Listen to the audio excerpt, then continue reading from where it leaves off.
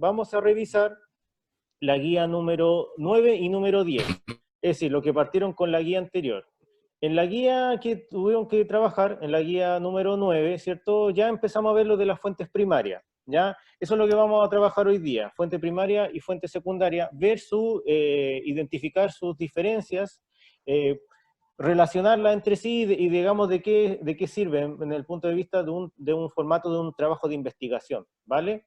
Entonces, ¿qué tuvieron que estar haciendo acá? Buscando algo que sea propio de ustedes, originario, es decir, de su infancia, ¿cierto? Y en ese sentido bastante sencillo. ¿Han tenido dificultades con eso? O sea, es decir, algo que quizás no lo encontraron del todo, indagaron, buscaron y no lo encontraron. ¿Alguien tuvo inconvenientes con eso, no? Aparte de lo que me decía por ahí un compañero suyo. ¿Lo A escucho? mí, por eso, yo le decía del gorro yo le decía que Claro. no tengo Sí, un tema. está bien, súper bien. ¿Qué es lo que a mí me interesa? Que sea algo significativo o un elemento que sea, digamos, que te evoque, ¿ya? El concepto de evoque tiene que ver con el pasado y tiene que ver con la memoria, con el recuerdo, ¿ya? Es decir, Profe, dime. a mí me costó un poco igual encontrar alguna foto mía cuando chico o algún elemento, juguete así, pero después buscando, porque mi mamá sube muchas fotos al Face. ¿Ya sí?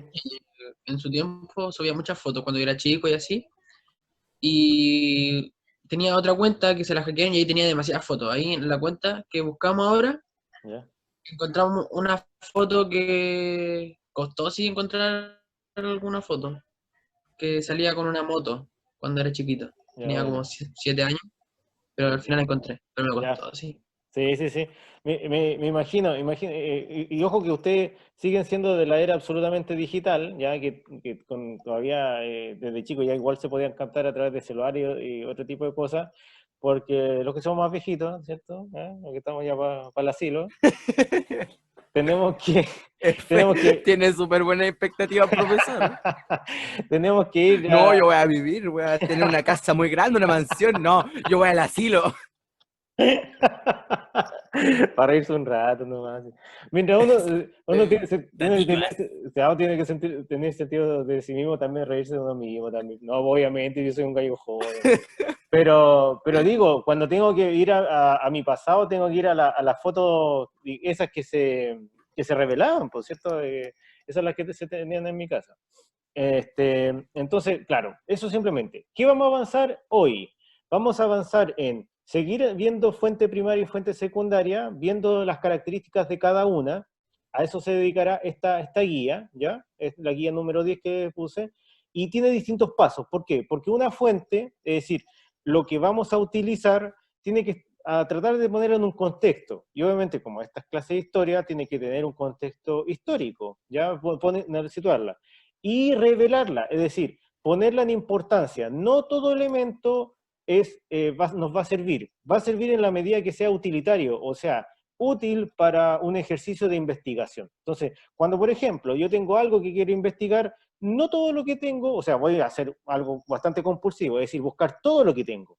Pero primero uno dice, a ver, esto sí me sirve, esto no me sirve. Es como cualquier elemento que uno quisiera hacer para, no sé, incluso una receta, ¿ya? Puedo tener un montón de elementos para hacer quizá el pie, pero yo necesito ciertos elementos para hacer el pie. Entonces, en este caso, eso tiene que ver con la investigación, ser selectivo, ¿ya? En eso, capacidad indagatoria. Entonces, lo que van a tener que hacer en esta oportunidad es analizar un texto, identificar, uno, si es fuente primaria o fuente secundaria, dos, cuál de este texto es relevante o irrelevante, es decir, lo que tiene importancia y lo que no, es decir, la transmisión, qué nos transmite, por qué será historiciable y por qué para, en este caso, un personaje X será importante para testimonio histórico, y tres, la naturaleza de un texto, si es político, económico, social, etcétera, que es un poco el ejercicio que tuvieron que hacer con la guía número 8. Si lo recordarán, estuvieron viendo la obra del presidente de la República y determinarlo si es económico, social, político, etcétera, su temática, ¿vale? Eso es lo que vamos a estar revisando y vamos a hacer un pequeño ejercicio. Obviamente, para sumarle a todo esto, vamos a ver un pequeño repaso, término obviamente histórico, ¿ya? Así que, partamos con esto. Avanzamos, no nos vimos hace tanto tiempo, hace una semana atrás aprox, y ya estuvimos hablando del Chile del siglo XIX, segunda mitad. William Ferreira es compañero suyo, ¿cierto? Sí, ahí está, ya, aceptado. Ok, vamos con los objetivos entonces. Dice conocer las principales características del Chile de segunda mitad y final del siglo XIX y comprender la importancia de las fuentes primarias y secundarias para la comprensión de los procesos históricos, ¿vale? Entonces ahí nos vamos a centrar. Esto ya lo vimos, ¿cierto? Estuvimos haciendo como una especie de pequeño compendio, una pequeña síntesis en términos de la temporalidad, es decir, del espacio histórico, desde la época conservadora, liberal, y estamos acá, en la época liberal, yéndose a la parlamentaria, ¿vale? Brevemente esta parte, chiquillos, dice así, las reformas durante esta época, para ponerlo en un contexto bastante simple, bastante sencillo. Después, con la época portaliana, el poder, por así decirlo, del presidente de la República era muy grande y muy amplio, ¿ya? Lo cual va a cambiar en la segunda mitad del siglo XIX porque va a ser el Parlamento, es decir, el poder legislativo, quien va a querer neutralizar un poco ese amplio poder que tiene el presidente de la República. Entonces, vamos a ver dos focos de conflicto. Por un lado, el poder ejecutivo, que representa al presidente de la República, y segundo, el poder legislativo, ¿ya? Entonces, la segunda mitad se va, tal como dice acá, se va a ampliar las facultades del poder legislativo, bajo tres características. Una, la no clausura del debate. Dos, la interpelación a los ministros, que se llamó como rotativa ministerial. Y tres, las leyes periódicas, ¿ya? Es muy, muy sencillo cada uno y nos va a ayudar también la caricatura. Leyes periódicas, ¿a qué se le llama periódico? Que cada cierto tiempo se discutían en el Congreso. Y ahí los congresistas, diputados y senadores decían, esta es la nuestra. Este es el momento de ponerle traba al presidente de la República, mi chica. Entonces, Llegó el momento, me presento. algo así, y decían, primero, clausura del debate. ¿Qué quiere decir eso? Que las leyes las mandaba el presidente, ¿cierto? ¡Pum! No, quiero aprobar esto, señores senadores y diputados, porque obviamente un presidente de la República no puede decir, ya, ok, hago lo que se me antoja. No, pues es parte del equilibrio de poder trabajar con los diputados y los senadores. Entonces le envía con un mensaje, una cartita, mira, ¿saben qué? Queremos que no aprueben esto. Y los diputados y senadores ocupaban la atribución de la clausura del debate, ya de dilatar esto. Pongan atención acá porque le voy a preguntar aquí a más de uno si se le ocurre, digamos, como punto de análisis. Lenin, fíjense en esta caricatura. Fíjense en esta caricatura. Dice acá, en el fondo, es una caricatura de época, es la sátira política que se hacía en ese periodo. Aparece aquí Senado, y pareciera ser que obviamente son diputados y senadores. ¿Cuál es la actitud de ellos?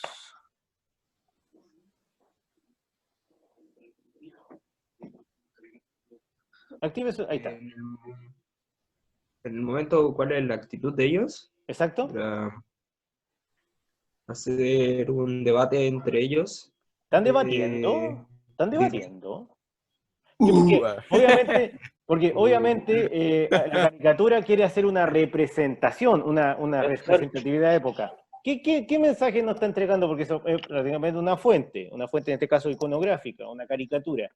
Como que están pensando, se ve ahí. Ya, tibio. No, cuando nos fuimos a debate estaba muy lejos, porque yo entiendo el debate como algo súper académico. Están flojeando, así descansando, por decirlo así, como que están súper cómodos en su lugar de trabajo. Exacto. Uno en su lugar de trabajo tiene que estar activo y ejemplificando, pero en este caso pareciera están en pijamas, conversando, están en sillas, están en letrados, están en ¿dónde están?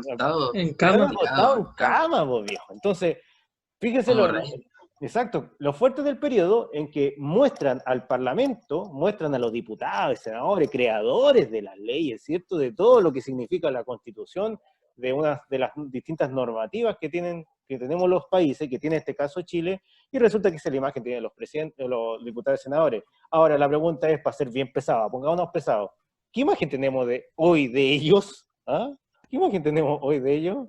Quizás más nos acercamos que nos distanciamos, ¿ya? Pero en el fondo, ¿qué querían transmitir esto? Que en la clausura del debate se podían dilatar las leyes, ahí estaban esperando, pero ¿con qué objetivo? ¿Qué finalidad? aletargar el trabajo del presidente. Si el presidente quería, por ejemplo, ya hacer obras públicas, bueno, si solamente por llevarle la contraria, por así decirlo, al presidente de la República, bueno, ocupo todo el tiempo que me da la ley para simplemente no aprobarla. Era así. Otro mecanismo que ocuparon fue la interpelación, que en el fondo llamar a un ministro del presidente de la República y decir, ¿sabe qué? Usted no ha hecho esto, no ha hecho esto, no ha hecho esto, no ha hecho esto, usted es malo para el trabajo. Y en el fondo es como, por así decirlo, tú tienes en la cancha, ¿a quién de aquí le gusta el fútbol? Más de a uno, me imagino. Imagínense, usted es director técnico, armó todo el equipo en la semana, tú el portero, tú el defensa, tú el delantero, tú el mediocampo, armaste jugadas determinadas, con esto vamos a ganar, chiquillos. Y cuando llega el partido, te cambian al equipo entero. O sea, en vez de los titulares que tenías, los suplentes. Y un poco lo que le pasaba a los ministros en ese periodo. O sea, el presidente no puede armar un equipo de trabajo. ¿Por qué? Porque los parlamentarios se los van cambiando, por así decirlo. Se los van rotando. Y eso también jugaba en los escaños de los partidos políticos. Y por último estaban las leyes periódicas que yo le decía que cada cierto tiempo se discutían y ahí aprovechaban, como por aquí el Beja se reía, pero aprovechaban para justo hincarle el diente al presidente y dificultarle su trabajo, ¿ya? Entonces, esos mecanismos se van a ir, son interpretaciones de ley, se van adaptando para un poco cambiar la tortilla de poder. Y acá, un poco que ya vimos, que es la relación entre la Iglesia y el Estado. Se empiezan a declarar leyes muy importantes para la época, por ejemplo, los cementerios laicos, la ley de matrimonio, y que va a ser la separación definitiva recién de 1925 de los intereses del Estado y de la Iglesia. Vamos con el segundo tema y final, digamos, que termina con este, digamos, pleito que había entre el Poder Ejecutivo y el Legislativo. ¿Alguien sabe el concepto de, o lo que significa una guerra civil? Porque obviamente nosotros tenemos el concepto de la guerra como disputa, quizá tranquilamente entre países, pero ¿qué será una guerra civil? Como, ¿puedo dar yo Sí, mi sin duda, respuesta, dele nomás, sí. sería como digamos, dos pensamientos diferentes se pelean entre sí. Tranquilamente cuando hay una guerra hay pensamientos distintos, sin duda, eso sin duda, porque tiene que haber el concepto del conflicto, eso sin lugar a dudas, eso sí. Pero Sí, tranquilamente, sí, dale ahora nomás. Guerra, profesor. Ya, dime, me Lenín, pero refería como a los de la derecha y a los de la izquierda. ya, ok, obviamente ahí Como tenemos ellos dos, diferencia. una guerra. Pero ¿cómo decirlo? Los protagonistas, ahí está, esa es la palabra que yo quería. Pero los protagonistas en una guerra civil, ¿quiénes serían en este caso? A ver, Lenin, porque en una guerra civil, piensen, en una guerra cívica, algo de civil, ¿ya? Algo cívico, ¿no? Sería como entre los conservadores y los liberales. Ya, perfecto, entre los conservadores y los liberales. ¿Y los conservadores y liberales son de distintos países o de un mismo país? De un mismo país. Del mismo país. Exacto, de una misma nación. Pero el ejemplo que diste de los conservadores y liberales es exactamente lo mismo, porque siguen las disputas de la élite, siguen las disputas de la clase. La guerra civil de 1891 es una confrontación de la élite, y es exactamente también como con los conservadores y liberales. Exactamente. Lo que pasa es que aquí va a tener aristas muchísimas más dramáticas. Les voy a contar un poco. Está José Manuel Balmaceda, él es presidente de la República entre 1886 a 1891, y es un presidente muy, muy, muy ambicioso. La verdad es que él tiene pensamientos muy positivos con respecto a lo que puede hacer Chile con toda esta gran cantidad de minerales que ganó después de la Guerra del Pacífico, y es fomentar un desarrollo industrial para Chile, crear un plan grande de obras públicas, por ejemplo, se creó hospital, escuela, el viaducto del Mayeco, que arquitectura que todavía permanece, es actual esto, que una línea ferroviaria que conectar al país, ¿ya? Concepto de conectividad, eso obviamente implica un gran gasto fiscal, ¿qué quiere decir? Un gran gasto de dinero, ¿ya? Por parte de la nación, y tenía por último la intencionalidad de recuperar las salitreras para el paso de Chile, y eso lo enfrentó lamentablemente al Parlamento y los intereses que tenía el Parlamento. Pero era un presidente muy ambicioso para la época, que pensaba en el Chile de una altura a nivel europeo. ¿Qué pasó con él? Bueno, por la intención a mi modo de ver, esto es interpretación mía, muy loable y muy positiva de él, obviamente encontró oposición, en este caso en el Parlamento. ¿Qué pasó con él? En una primera instancia, él necesita un nuevo presupuesto para ser aprobado, ¿ya? Y eso es parte de la denominada leyes periódicas, la ley de presupuesto. Entonces, dijo, mira, ¿sabe qué? Yo necesito esta cantidad de dinero para seguir con mi desarrollo económico que quiero para el país y las obras públicas que todavía estoy pensando. Y los parlamentarios dicen, ¿sabe qué, presidente? Usted es un derrochador, usted es realmente un derrochador. Quiero que pero a mí me están prohibiendo, o sea, yo realmente tengo el apoyo de un montón de gente para hacer lo que yo deseo realizar. Y los parlamentarios, ya más o menos obstructivistas, evitando esto, le dicen, no, ¿sabe qué? No le vamos a aprobar ese presupuesto. Balmaceda, enojadísimo, dice, bueno, tranquilo, no me aprueban el presupuesto del año anterior, yo ocupo el del año, o sea, perdón, el presupuesto que quiero, yo ocupo el del año anterior. Y ahí los parlamentarios dijeron, ah, este gallo se está comportando como una persona que piensa simplemente por sus propios intereses. Y está pasando allá a la Constitución, ¿ya? Eso terminó realmente de ofuscarlo, en este caso al Parlamento, y lo que determinó en que inhabilitan al presidente de la República y era prácticamente una declaración de guerra, ya en ese sentido. Acusan al presidente de comportarse como un dictador, de cierta forma toma esa medida, quizás por ahí Balmaceda, llega a clausurar el Congreso, dicta leyes marciales y otras. Y lamentablemente se enfrenta en una guerra, en este caso compatriotas entre sí, en la Guerra Civil de 1891, y enfrenta, por un lado, al Parlamento, que es apoyado por la Marina, y el ejército que apoya a Balmaceda. Y ahí tenemos dos ejércitos absolutamente armados entre sí, que se enfrentan en un año de cruenta guerra. Y fíjense que dentro de lo más llamativo es que las batallas más importantes, más crudas y más sangrientas, y que tuvo más bajas, fueron en nuestra región, las batallas de Concón y Placilla, ¿ya? De hecho, existe un museo en Placilla que hace referencia a esta guerra, y de una u otra forma, ¿cuál fue la balanza que determinó esto? Por un lado, las escuadras de la Marina se concentraron en el norte grande, donde eran ricas en salitrera, y el salitre, aparte de ser abono natural, era también materia prima para la pólvora. Balmaceda, al caer en esta guerra, termina renunciando a la presidencia y tiene un final bastante dramático de ese punto de vista, que él termina, y pongo aquí como la alegoría, esta imagen es realmente muy, muy, muy preciosa de la época, que es una alegoría en torno al suicidio de él. Él se dispara en la 100, ¿ya? Se afinca en la embajada de la Argentina, se dispara en la 100, y de esa forma termina con su vida y con un proyecto de país que él tenía, ¿ya? Que varios hacen la similitud con Salvador Allende. Salvador Allende es exactamente lo mismo. Analicemos un poco la imagen. Analicemos un poco la imagen. ¿Dónde aquí está representado el bien y el mal? Lautaro Gil. ¿Dónde está aquí representado el bien y el mal?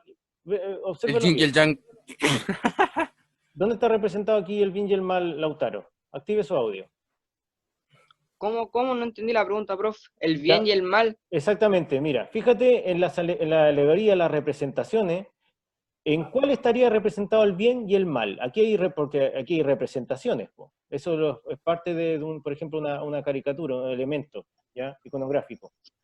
El bien es el que está haciendo el señor en la cama. Ya, porque le ok. está haciendo- ¿Sí? Y Bien, el mal, bien. no sé si un diablito, no sé, que está ahorcando o arrastrando a la señora. Perfecto. En este caso es Balmaceda, ¿cierto? El presidente ahí yacido, que yace con su disparo en la 100, ya suicidado. Exactamente, representaciones del bien y el mal, ¿ok? Matías, ¿qué pareciera ser de que están haciendo los diablitos, como dice Lautaro? Mati Están Gutiérrez. llevándose a la señora, se la están chupando. Primero Se la están llevando al infierno. Sí, pero primero el presidente, no una señora, ¿ya? El presidente de Balmaceda en ese tiempo. Pero sí, presidente Ah, se lo está bueno, se lo llevando. está chupando. Parece señora con esa cuestión colgando de la cabeza. Ya, ok. Oye, que sexista su comentario. Que sexista. Ya, Bastián Torres. Bastián, ¿qué podemos decir, por ejemplo, de la figura de la mujer acá, de una especie de ángel, ¿cierto? Como, ¿cuáles son sus gestos? ¿Y qué quiere decir esos gestos? Estos son así como de preocupación. Ya, puede ser preocupación, ok. ¿Alguien más o con otra idea? ¿Qué quiere representar, por ejemplo, esos gestos? Fíjense, ¿ella está atenta a la escena o parece ser que como una especie de Estuviera repudio. llorando. Claro, o una especie de repudio, así como, no, yo no quiero mirar esto, así como, qué horrible, a lo que hemos llegado. Súper bien. Última alegoría, acá, aparece una serpiente que está abrazando, ¿qué cosa? Dinero, creo, ¿no? Exacto. Parece un saco de Exacto. papa. Una bolsa con dinero. Exacto, una bolsa con dinero. Probablemente nos quiere mostrar que la muerte de Balmaceda tiene quizá ese origen, ¿ya? Bueno, es parte de las interpretaciones que ha dado la historia con respecto a por qué se llega a este punto, y alguna de ellas es eso, precisamente, que los intereses económicos figuraron acá. Balmaceda tenía una gran ambición en torno a las salitreras que pudieran ser al menos un 50% de manos chilenas, y después de la Guerra del Pacífico gran parte del mineral pasa a ser de intereses privados, en este caso de ingleses, ¿ya? Y la otra es una norma jurídica que es básicamente el comportamiento que tiene Balmaceda en torno a la ley, ¿ya? Pero eso pasa con el presidente de la época. ¿Alguna duda en ese sentido? Hago una síntesis bien rápida de todo. En el fondo es, fin del siglo XIX, el Poder Ejecutivo y el Legislativo se enfrentan entre sí. Termina de una u otra forma la figura presidencial cayendo un poco, y quienes terminan ganando la guerra son, en este caso, los contrarios a Balmaceda, que es el Parlamento, y quienes van a terminar, digamos, liderando el país en los próximos años. Ya es como un poco la figura, tal como decía anteriormente Lenin, en términos como los conservadores y los liberales, ¿ya? Nuevamente la clase alta se disputa entre sí. Vamos con los análisis de fuente histórica, y aquí vamos a hacer un pequeño ejercicio. Aquí están las dos fuentes y vamos a tener que diferenciarla entre sí. Fuente primaria.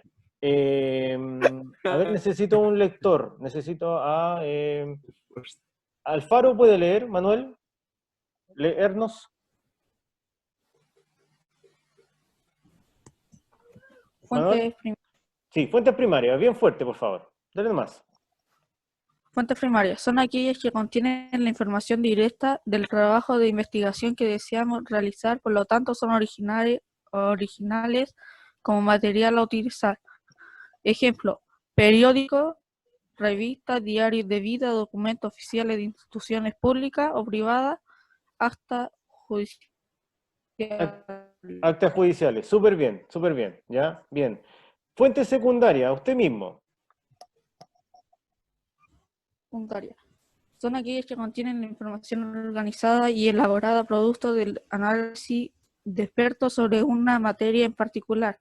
Ejemplo, libros, artículos de divulgación científica, antologías, enciclopedias, paper.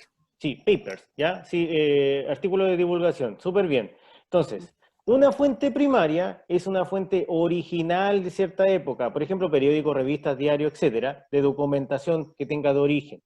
Y las fuentes secundarias son aquellas que tienen relación con elementos de análisis, analítico experto, es decir, organizada, ¿ya? Vamos con algunos ejemplos. Aquí tengo una que dice fuente 1. Leámoslas entre todos, pongan atención, chiquillos, mirando la pantalla, para que la diferencien a la hora de hacer el ejercicio. Dice, pero esta guerra, nuestra guerra, fue libremente consentida. ¿Por qué, si no yo y todos los demás habríamos aceptado 4 años de intensos dolores, las condiciones de vida innombrables, y todo lo demás sin apenas rebelarnos? Nosotros nos entregamos a esta guerra en cuerpo y alma, y en el 14, hace referencia al inicio de la guerra de 1914, consentir en nuestra razón de ser. ¿Por qué dije sí a la guerra? Testimonio de un soldado francés sobreviviente de la Primera Guerra Mundial. Oh, calma, no. Chiquillos, ¿fuente primaria o fuente secundaria? Primaria. Ya, bien, primaria, sí, muy bien. ¿Por qué?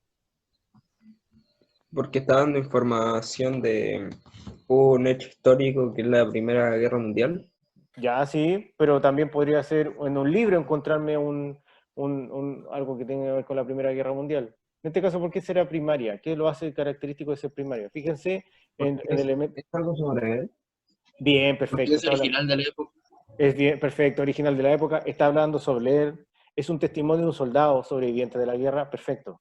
¿Ya? Simplemente con esos elementos no lo vamos a quedar. Segundo, para que los diferenciemos, fíjense inmediatamente qué significaría, por ejemplo, otro tipo de fuente. Aquí nos encontramos el mismo contexto, habla del concepto de la guerra, pero aquí parece ser un poco más elaborado. Leo, dice, esta fuente expone la visión del historiador británico Erin Hobsbawm sobre la primera mitad del siglo XX. La Primera Guerra Mundial marcó el derrumbe de la civilización occidental del siglo XIX. Esta civilización era capitalista desde el punto de vista económico, liberal en su estructura jurídica y constitucional, burguesa por la imagen de su clase hegemónica característica y brillante por los adelantos alcanzados en el ámbito de la ciencia, el conocimiento y la educación, así como el progreso material y moral. Además, estaba profundamente convencida de la posición central de Europa. Sus cimientos fueron quebrantados por 2 guerras mundiales, a las que siguieron una revolución generalizada. Los grandes imperios coloniales que se habían formado antes y durante la era del imperio se derrumbaron y quedaron reducidos a cenizas. Erin Hobsbawm, en la historia del siglo XX, Buenos Aires, Argentina, editorial Crítica del 2007. ¿Fuente primaria o fuente secundaria? Yo diría secundaria, por ¿Por el qué? tema que es una crítica. Perfecto, súper bien. Es una crítica o una visión de la época. ¿Alguien más que quiera añadirle? Porque también sería fuente secundaria, perfecto. ¿Ah? ¿Alguien más? Fíjense en las características que nosotros encontramos. Una fuente secundaria que contiene información organizada y elaborada, producto del análisis de un experto, un poco lo que nos decía antes Alejandro, una crítica, analiza la época, ¿ya? Eso perfectamente lo podemos hacer. ¿Cuál va a ser el ejercicio que ustedes van a tener que desarrollar en la guía, en el fondo? ¿Ya? Y paso para cerrar porque si no, no vamos a quedar corto de tiempito. ¿Qué es lo que van a tener que analizar entonces ustedes en su guía? ¿Están todos viendo la guía, verdad? ¿Sí? ¿Están todos viéndola? ¿Se ve, Sí, cierto? profesor. Ya, súper. Entonces, yo les estuve contando más o menos el proceso histórico de la época. La guía en sí, los que tengan, ojo con esto, los que tengan dificultad quizás para verla, les sugiero nuevamente que la miren en PDF, pero un poco todo lo que yo les estaba contando, básicamente cómo se identifica una fuente, ¿ya? Esto también más o menos lo de glosa, etcétera, etcétera. ¿Qué es lo que a mí me interesa que desarrollen? Esta parte. Entonces, lo que van a tener que hacer acá, voy a ampliarlo un poquito, ¿sí? ¿Ya? Lo que van a tener que hacer acá es lo siguiente. Leer el texto y no dejar de lado ninguna cosa. Por ejemplo, dice, este texto corresponde a una recopilación de los recuerdos de José Miguel Varela, un soldado que combatió en la Guerra del Pacífico, la ocupación de la Araucanía y la Guerra Civil de 1891. Entonces, métame hablando de un testimonio, un recuerdo, ¿ok? Fíjense el año. Aparece que es el autor del libro de Parvex, un veterano de 3 guerras, la publicación del 2014. Ojo con eso. Ojo con eso, porque puede ser un libro que yo rescato, es decir, está la recopilación, pero la fuente ¿es de 2014 o es de la época? Y ahí yo la diferencio. ¿Ya? Y vuelvo. Entonces, profesor, Dime. y fuera entonces de la época sería primaria, pero si fuera de otra época sería secundaria, ¿no? Exactamente, probablemente. Ojo, yo podría hacer un análisis de la revolución, por así decirlo, de octubre, o decir, del estallido social, sin duda. Y de ahí también yo puedo sacar fuentes primarias como fuentes secundarias. Por ejemplo, si fuese primaria, los diarios, alguien que fue allá a sacar fotos, a registrar lo que ocurría, entrevistas, etc. Otra cosa es que quizás haga un libro y yo haga un análisis de lo que ocurre ahí. Lo voy a diferenciar, ¿vale? Entonces, si es fuente primaria o fuente secundaria, la identifica y por qué. ¿Ok? Después hace una información detallada con respecto a cuál será la idea central. A eso yo me referiría con lo relevante y lo irrelevante. ¿Qué es lo que yo les sugiero? Leer más de una vez el texto y saca una idea central de lo que dice relación. Por ejemplo, en el texto que leíamos anteriormente, del soldado de la Primera Guerra Mundial, él nos entrega un sentimiento. Por un lado, de una persona que al inicio estaba muy entusiasmada con la guerra, pero después se muestra muy arrepentida. Entonces, ¿cuál será el sentimiento que nos expresara aquí José Miguel Varela? Cuando lo lean, la responden acá, ¿por qué lo eligieron? ¿Y cuál será lo que nos entregan como aporte histórico? Y por último, si un elemento político, económico, social o cultural, ¿ya? De político, social o cultural. En este caso, si yo me remito al texto que leímos antes del soldado, ¿ya? Están todos viendo el tema del soldado, ¿cierto? Aquí la fuente 1, esta guerra, nuestra guerra, etc. ¿La ven, verdad? Sí. Ya, ok. Nos queda, ¿cuánto nos queda? Queda casi 5 minutos justo como para pasar la lista, pero ¿es un texto que habla de economía?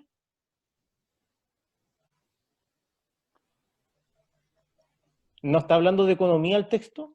Así como un texto económico, datos, no sé. ¿Es de economía el texto? Ya, pues chiquillos, ¿sí o no? No. Yo se equivoque. No, pues no habla. ¿Está hablando de la política, por ejemplo, de la política de la época? No, tampoco. No, No está hablando de un sentimiento. ¿Eso podrá ser social o cultural? sí. Sí, sin duda. ¿Ya? Entonces, eso es dibujar la naturaleza del texto. ¿Ya? Eso es identificar la naturaleza. ¿Ya? Eso es lo que van a tener que hacer. Eso es lo que van a tener que desarrollar en esta guía. No más que eso. ¿Ya? Chicos, se pasa muy rápido hasta ahora. ¿Ya? Intento hacer lo que, escucha, sacar el mayor provecho. Así que vamos con la lista antes que se nos acabe más o menos el tiempo. Alfaro, Presente. Araya, ¿Mm? Borbarán, Presente. Profe, Araya se fue hace poco porque estaba en toda la clase. ya, ok. De hecho, Carvajal, Ah, no, sí, está ahí, está ahí, está ahí. está ahí. ya. Carvajal, No, ujú. Brito, Profe, ando acá. ya, ok, ya está bien. Brito, Bueno, ¿no? Castro, presente. Cisterna, No, Cortés, ¿no? Corbalán, Presente. ya, estuvo a punto de quedar ausente. Díaz, Héctor, presente. ya. Echeverría, ¿no? Fernández, Alejandro, sí, sí está. Presente. Ferreira, ya. Ah. Figueroa, Presente. ya. está silenciado, profe. Sí, Ian Figueroa, no está. Ezequiel Flores, ¿Mm? Frey, Presente. ya. Garrido, Kevin, Presente, profesor. ya. Lautaro Gil, Presente, profe. ya. Guillermo González, Presente, profesor. Damon González, ¿no? Tomás González, ¿no? Alexander, perdón, Guillén. Presente, profe. Tomás González presente por el chat. Guillén también, ya. Matías Gutiérrez, Presento. Claudio Enríquez, Nicolás Howes, ya. Mauro Ibaceta, Presente, profe. ya. Javier Inostroza, ¿no? Kevin Leiva, ¿no? Brandon Martínez, ¿no? Matías, ese es Matías, ¿es cierto? No, no está. David Medina, No, ese. Ya. ya. Medina no está tampoco. Menacho, tampoco. Moreno, tampoco. No. Holguín, tampoco. Reyes, Presente, ya. profe. Rojas, Marco Rojas. Ahí se va. Sí, sí, está Marco Rojas.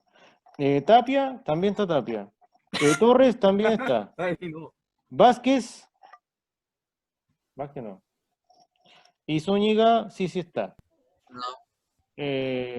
Tapia, o sea, ya chiquillos, ahí sería. Oye, que poco, algunos como en un momento estuvieron, otros no. Chiquillos, antes que se corte, porque si no me va a poder despedir. Que estén bien, buen fin de semana, cuídense harto, ¿ya? Hagan sus trabajos, chiquillos. Hagan